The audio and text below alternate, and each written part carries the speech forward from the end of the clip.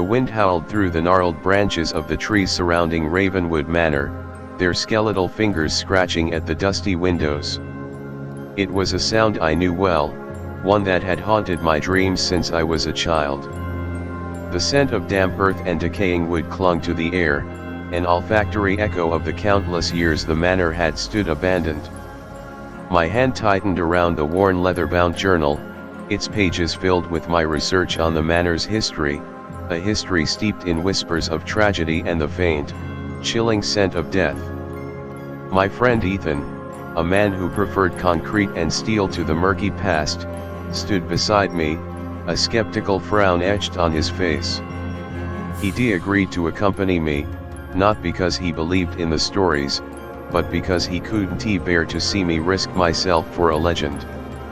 We were met at the manor's crumbling front door by Margaret Hawthorne, the village caretaker, a woman whose eyes held the age of the manor itself. A heavy silence draped over her as she spoke of its past, her voice a raspy whisper that chilled the air. "The manor has always been cursed," she said, her gaze fixed on the overgrown gardens. "A darkness, it festers within its walls, whispers in the shadows, waits for the unwary." Her words echoed in the emptiness of the manor as we stepped inside. The air hung heavy with the smell of dust and decay, broken only by the faint metallic scent that clung to the faded velvet drapes. Every creak of the floorboards sent shivers down my spine, every flickering shadow a potential specter. I ignored the gnawing fear in my gut, pulling out my journal. It was a race against time, a desperate attempt to piece together the fragmented history of the manor.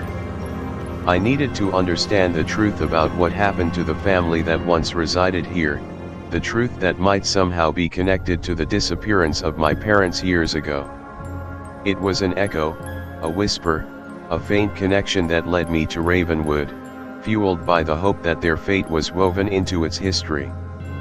As the sun began to dip below the horizon, casting long, distorted shadows across the manor's dilapidated halls, we stumbled upon a small, hidden library, its shelves weighed down by leather-bound volumes. I felt a familiar thrill course through me, a rush of anticipation that had become a constant companion during my research. It was in this library, tucked away within the dusty tomes, that I discovered the story of young Thomas, a boy who had lived in the manor until his tragic demise within its walls. He was the one who had whispered to me in my dreams, his voice a faint, mournful echo of a forgotten past. He seemed harmless, a lost soul trapped within the manor's confines. But there was a darkness woven into his story, a darkness that echoed the villagers' warnings about a curse. A truth that sent a chill down my spine and tightened Ethan's grip on my arm.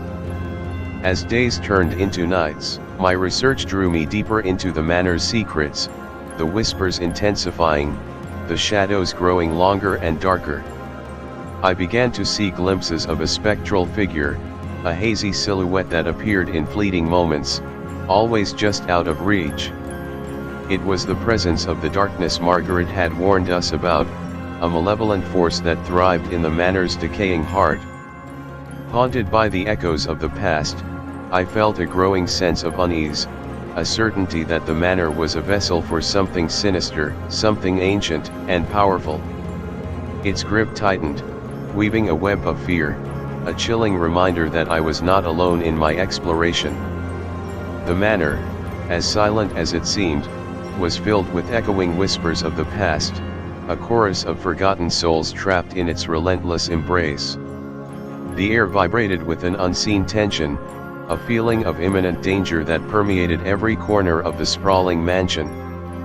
One night, as I sat hunched over my journal, a chill shot through me, so sudden and profound that it stole the breath from my lungs.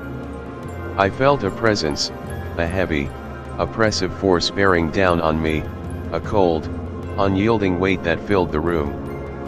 In the flickering candlelight, the shadows played tricks on my eyes, twisting into horrifying shapes as I looked up to see Thomas hovering in the doorway, his spectral form wavering in the darkness. "We need to leave," I gasped, my voice raspy and tight. "What is happening?" Ethan asked, his hand reaching for his phone, his voice betraying his growing fear. But it was too late.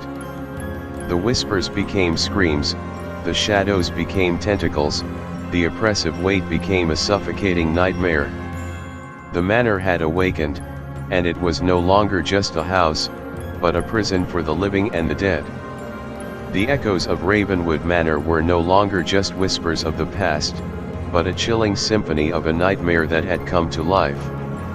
The darkness it held, the ancient curse, had been unleashed, and we were trapped within its suffocating embrace.